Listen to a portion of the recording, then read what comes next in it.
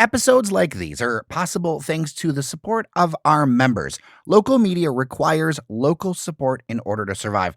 The math just doesn't work on advertising alone. So be like Seth and Bob and join us. Patreon.com/dailydetroit. That's patreon.com/dailydetroit. And thank you so very much.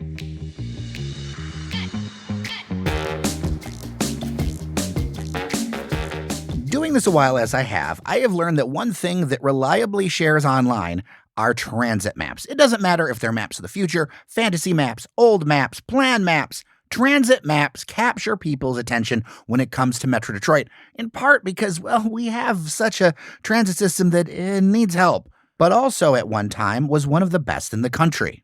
One of these maps that I saw was attached to a new book, and I had to talk to the author because, well, they did their research. Jake Berman is the author of The Lost Subways of North America, and now Detroit is not the only city that he talks about. After all, many cities in North America have seen massive cuts in their public transportation, whether it be subways, buses, trains, all that, over the years.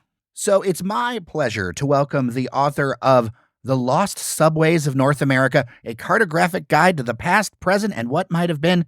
Jake Berman, welcome to Daily Detroit. Howdy. Great to be here. Absolutely. Look, your maps of what's in your book, different things have been circulated around my friends. And I was like, this is somebody I have to talk to. I've been lucky enough to read the book. And I am so interested in this book because, one, longtime listeners of the show will know I'm a big transportation nerd of all different kinds. I'm literally looking at a model of an old Detroit streetcar on the other side of my studio desk. So, one, obviously it's up my alley. But two, I think this shares such an interesting story about Detroit and the entire country, about how we get around, how it affects who we are, how it affects especially our urban cores and our cities and how we build things. So Jake, what brought you to do this project? Traffic. Surprise, surprise. I got started on this project about 15 years ago because I'd moved from New York to Los Angeles, and I got stuck on the 101 freeway one too many times. I can resonate with that. I've been to LA. I mean, Detroit traffic's something, but LA traffic's its own thing for sure. Here on Daily Detroit, we'll talk about Detroit locally, and we're going to talk about Detroit as an individual case, but it really is something that North America in general has turned away from a form to supplement getting people around. I mean, look, there's always going to be a world where cars existed and cars are preferred in certain situations, and vehicles can be and are very useful. But without the addition of a transit spine that helps take some of that weight off, we end up with some very interesting and sometimes destructive development patterns. We talk about the maps in your book. The one I've seen the most online is this one from the 1918 streetcar proposal. And there were some different dynamics then. I know you did some research, so why don't we talk about that? Sure. In the early 20th century, Detroit's transport was dominated by the Detroit United Railway, which was a stereotypically comically evil monopoly. At the time, if you didn't want to pay the fare and you didn't own a horse, your option was to walk, because in 1918, the Model T had been invented, but it wasn't yet universal. So there was one car for every 6 or 7 people as opposed to one car for every person. At the time, Mayor Cousins of the city of Detroit said, our choices are to buy out the streetcar system from the hated Detroit United Railway, or we can cooperate with the Detroit United Railway and build a full-blown subway for us. The mayor said, we will not cooperate with this lousy monopoly that's been extorting all of us for years.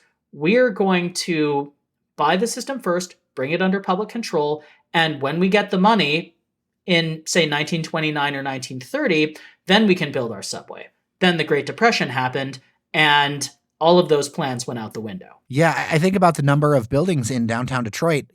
People value the Art Deco masterpieces and things. They were saved by the Depression in a lot of ways, because I think that if that Depression hadn't happened, or if it had been a lot less, we would have had a situation where you have more of those buildings lost because of more growth. And I also, it makes total sense that those subway plans were kind of arrested by it. Yeah, economic crises like that are a perpetual hazard for Detroit, especially because it's so tied to the fate of one industry. As it was back then. I mean, there was some more diversification before autos really took over, but there were so many people to get cars to. I mean, I think about the difference in auto adoption back in the 1920s. It wasn't until really after the war that it became as universal. I mean, I remember my grandmother telling me about getting their first car and how it was a big deal, but that wasn't until the 1950s. My dad growing up badgered my grandfather to get a driver's license and as a teenager. And he would say, "Dad, can I please get a driver's license? The girls won't go out with me." And my grandfather, who grew up in New York City, said, "What do you need a driver's license for? I met plenty of girls without a driver's license when I was a kid."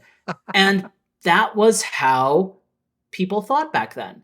It was not an essential tool that everyone had to have in 1950. And I think in reverse, I don't think we really comprehended the changes that it would have. The growth of malls. I think about Northland in Southfield. I don't know if we really comprehended the long-term impacts that this would all have. One of the really interesting things about all of this is just how much the assumption that everyone will have to be in a place and use a car to get there has affected the urban landscape. So if you go out to a place like Southfield, or most of the places in Oakland County for that matter, you end up with these endless parking lots for offices, for malls, for condo complexes, those kinds of things, because the assumption was everyone will be parking here at the exact same time, which just isn't the case. If you own a bar isn't going to be full at the same time as the office building 2 doors down. And a lot of times too, there's parking minimums and the inability to share a common space. I even think about new garages that were rolled out in Royal Oak. A lot of people are still mad because they really want to be near the parking meters. And there's issues with that too, but it's that idea of the shared thing doesn't seem to permeate as well. And that's not just a Detroit thing. I mean, there's a sea of parking lots everywhere. Yeah, that happens everywhere. It's just extra in Detroit because it is the home of the auto industry. Interesting. Is this indifference than, say, some other large metros in the world? How does that compare? So in Detroit, what they did was that they bought out the transit system from their widely despised monopoly. But there were 2 other options. New York and San Francisco both created their own city-owned transit company to compete directly with the privately owned transit company. And option 3 was what they did in Los Angeles, which was allow the transit company to wither on the vine and build freeways everywhere. Okay. Detroit's transit woes. I've been covering this town for probably a quarter century at this point. It's been a perennial discussion point, but it's been difficult to get some things off the ground. There has been some progress as of late as far as some buses and things like that. But I can't help but reflect back looking at the maps in your book, how different not just Detroit, but us as a region would look if we had the kind of transit spine that was postulated. And to be clear, if you go look at the book, the maps, some of them go into the suburbs. There's one from the 70s that very much goes into the suburbs, and we don't hear about that plan from the 70s talked about very much. I wonder what our region would look like if we had that additional service. It's a very interesting hypothetical, having a subway line running from the airport to downtown, then out Woodward all the way out to M59. That's a huge geographic area, though. Yeah.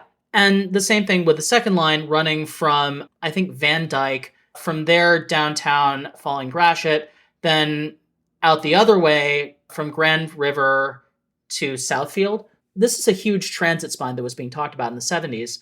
But politics got in the way. And for people who have lived in Detroit for a long time, the everlasting feud between Coleman Young and Brooks Patterson got in the way. For sure. And that feud also reflected what a lot of people felt. There were a lot of people at that time, and I was alive during that time. And I remember even the fights within my family about, leave Detroit to waste. It's nothing. And then other people really fighting for it. And we still have the living remnant of that transit plan and those thoughts when you look at the People Mover, which was supposed to be something completely different. The People Mover. Yes, the People Mover was meant to be the downtown circulator for the large subway system that was proposed in the 1970s. The difference was the People Mover required Coleman Young to just do it. And the subway system that never got built required the suburbs and the city to get along. And that was just not in the cards 50 years ago. Yeah, and it's interesting to see some of these moves happen, and they seem to be moving in sync with the changing political demographics as well. And even in Oakland County, you have different feelings about transit in general. I'm speaking in generalities here, of course, depending on if you're on the southern side of Oakland County or, say, the northern side of Oakland County. Yeah, and I think what plays a role in this is that a lot of the battles that happened in my parents' day are now more or less settled. The kinds of things like busing or dealing with racial integration of schools, the idea of being afraid that somebody of a different race or religion might move in next to you is a very different dynamic now than it was 50 years ago. For sure. And of course, there's people who still think like that. But when people find out about it,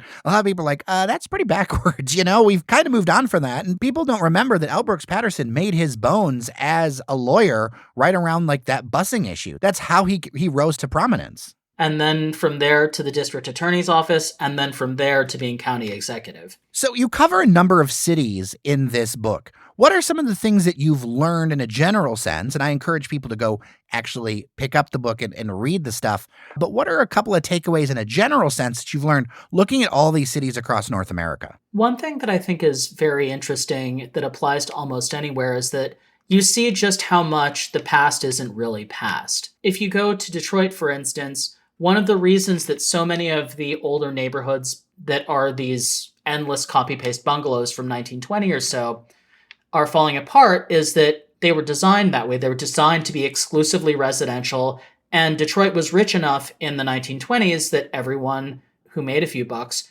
could buy one of these brand new fancy bungalows that they were building.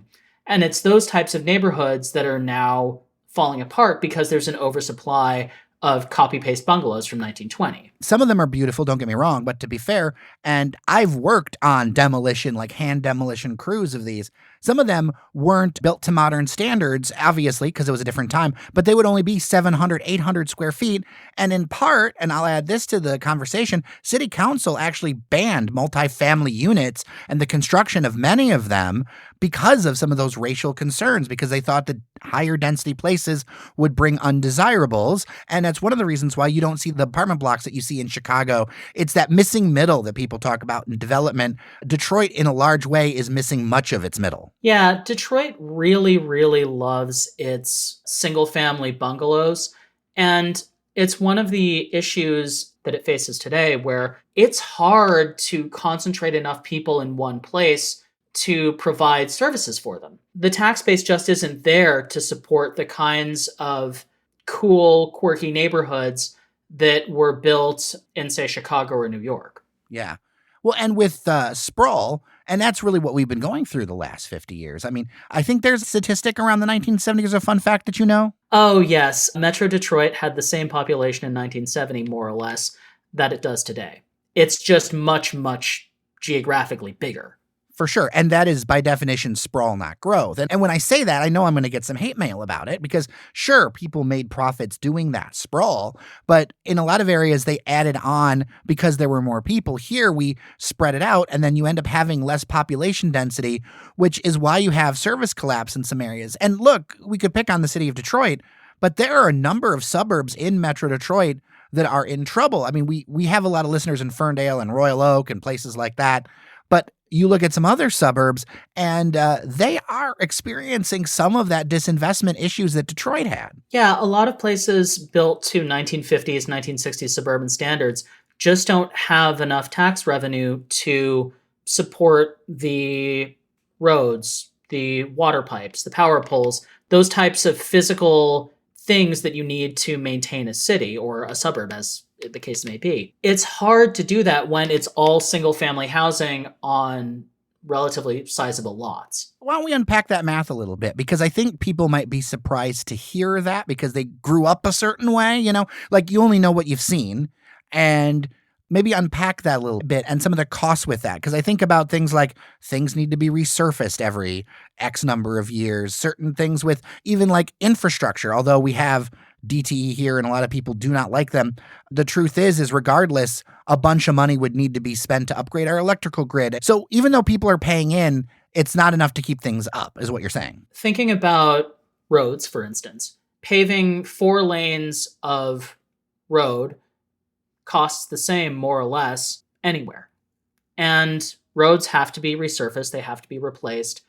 And in places which are further in, like if you go to Midtown, for instance, a 4-lane road is supported by all of the tax base around it. So there's much more money being generated by the buildings nearby, and so it's relatively easy to maintain that infrastructure when the road wears out.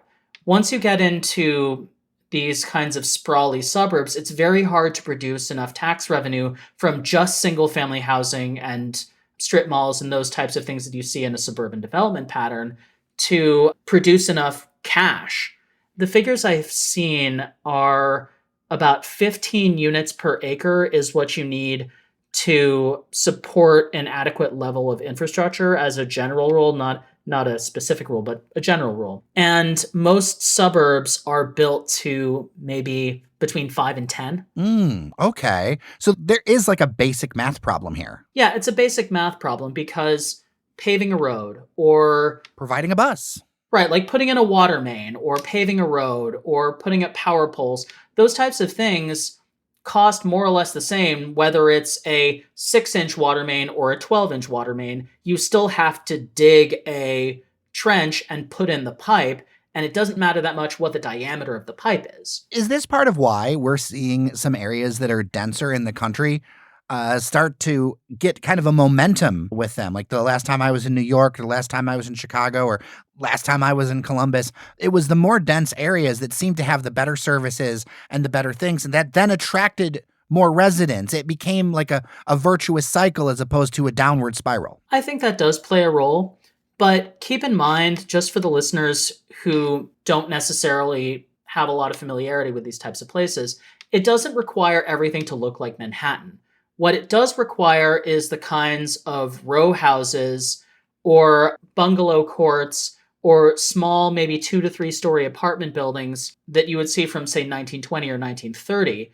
That's the level of density we're talking about here, not Manhattan or, for that matter, downtown Detroit. Yeah, I mean, downtowns are their own thing, and they have their own, like, economics to them, especially the cores of them. And when you look at a place like Manhattan, it's a world-class city. Like, it's a beast, I think, unto its own that you're not going to copy, nor really should you try. It's more about being able to provide services and do things. Now, I think about my neighborhood in the city of Detroit. I think about places that I think in the past used to have that kind of density. I think about the number of people that lived in those homes, or there are places that are actually duplexes. I think about places that are townhouses that maybe had somebody living upstairs and somebody living downstairs. It feels like a different way of living that I think maybe some Metro Detroiters aren't as familiar with, but those developments seem to be doing really well in Detroit. Yeah, it's not a way that is common today, but it's the old-fashioned way of doing things. If you go to Chicago, you see a lot of 2-flats where there's a mother-in-law unit below and then the main unit above. They're nice, sturdy brick buildings. There are plenty of things like corner stores and supermarkets nearby because there are enough people to support one. And it means you don't have to get into your car to go and do your grocery shopping, or if you want to go have dinner with somebody, or go to church, those kinds of things that are part of everyday life. Yeah, I remember growing up. I grew up in a neighborhood with a lot of duplexes. I look at old family photos of the east side of Detroit. You know, some of my family lived where the Flexengate plant is now. Like literally on that lot was some of my family's homes. And duplexes everywhere. Or the bungalows were very tight. Or somebody had something else going on. The density was there to create these things. And I think sometimes we kind of like miss the boat when we have these discussions around, well, why isn't X in my neighborhood? Or why isn't this thing in my neighborhood? There are absolutely complicating factors. I don't want to discount those. But at the end of the day, businesses need a certain amount of people to patronize them or they cannot exist. Yeah. Some of the things that were very common in the past, like a corner store with an apartment above, are now no longer allowed by the zoning rules. And there was a conscious effort for many years to make sure that commercial, residential, and industrial spaces were strictly separated from each other. And you see this a lot in the suburbs. If you go to a place that's a relatively new suburb, especially in Oakland County, there's not a whole lot of mixing between commercial and residential space, and there's very little industrial at all. But if you go to the points and other suburbs that were built during the 1920s and 1930s, you end up with a slightly more complex development pattern that enables you to have stores near housing. Now, some of this happened nationally as well, right? Like, I think this was kind of a national trend. Oh, yes, absolutely. It's not a thing that's exclusive to Detroit at all. It originally got its start in Cleveland, where the village of Euclid, Ohio, took it all the way to the Supreme Court, and the Supreme Court held in the mid 1920s that, yes, it was legal for municipalities to separate out commercial, industrial, and residential space. Mm.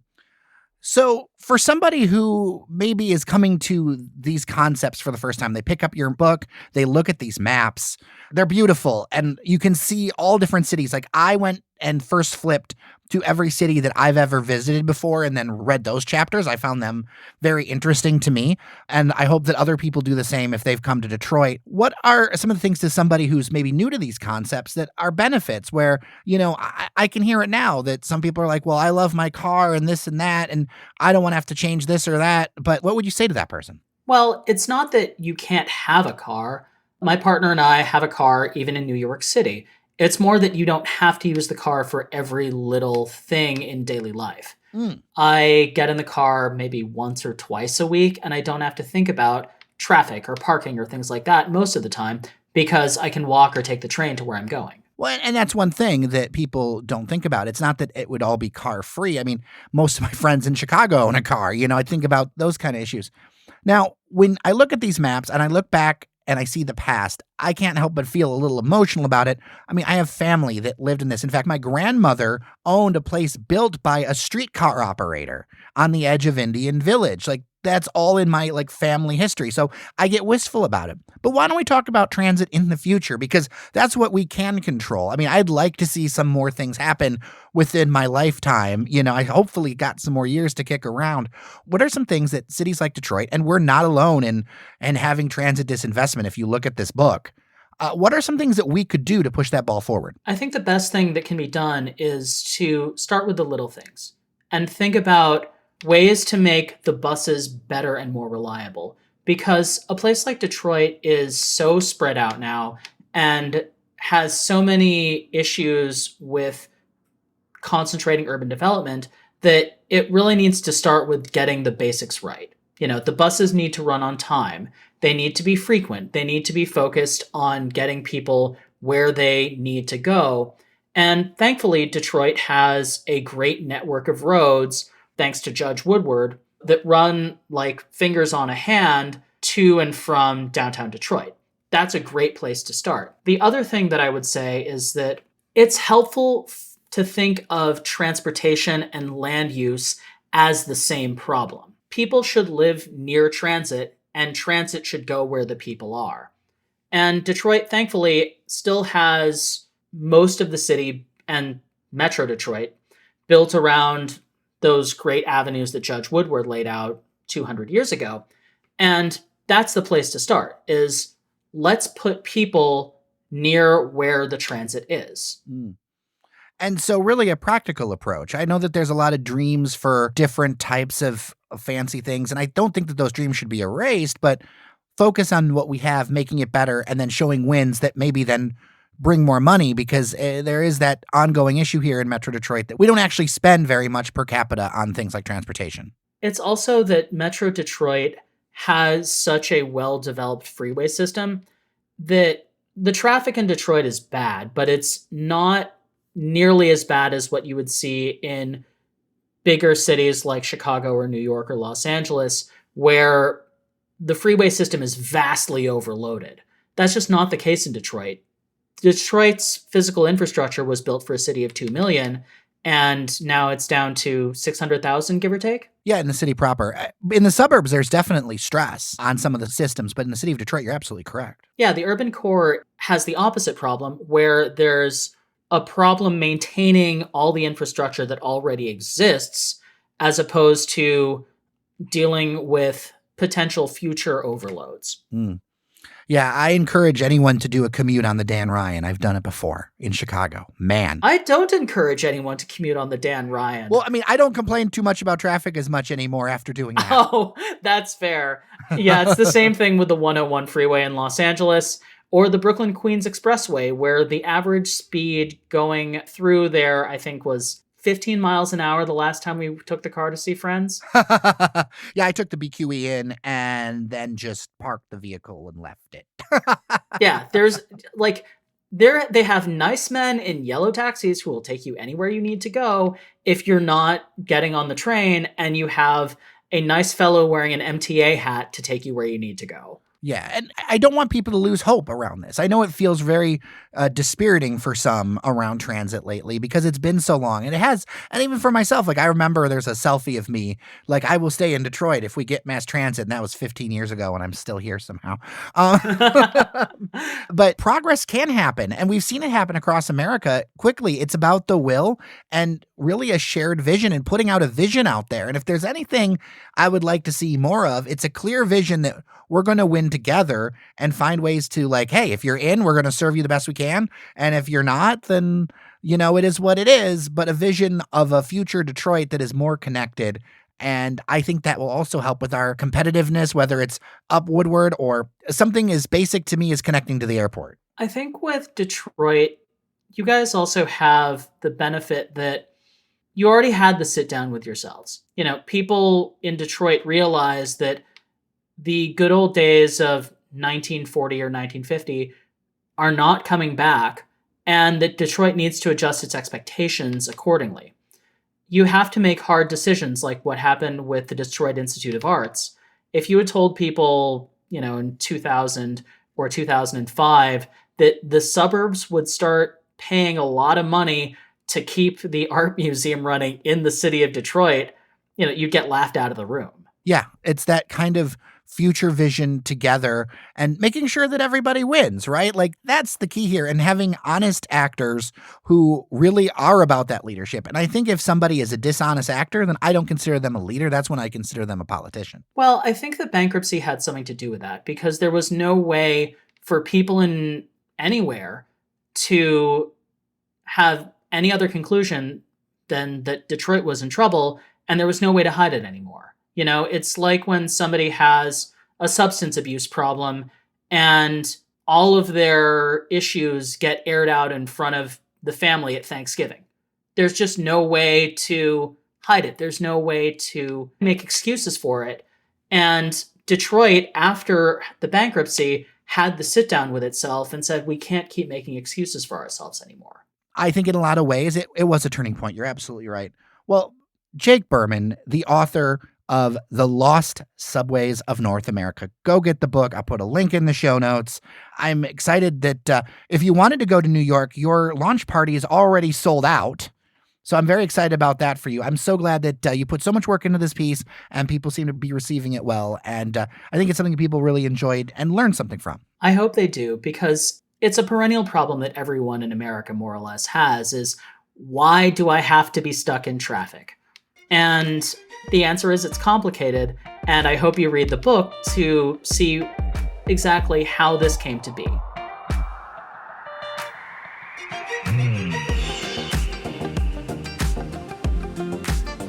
As always, would love your feedback. 313-789-3211. That is 313-789-3211. Leave a voicemail. We may play it on the show, or dailydetroit@gmail.com. I thank Jake for his time, and I thank you for listening. With that, I am Jer Stays. We will be back tomorrow. Always good to talk with you. Remember that you are somebody, and we'll see you around Detroit.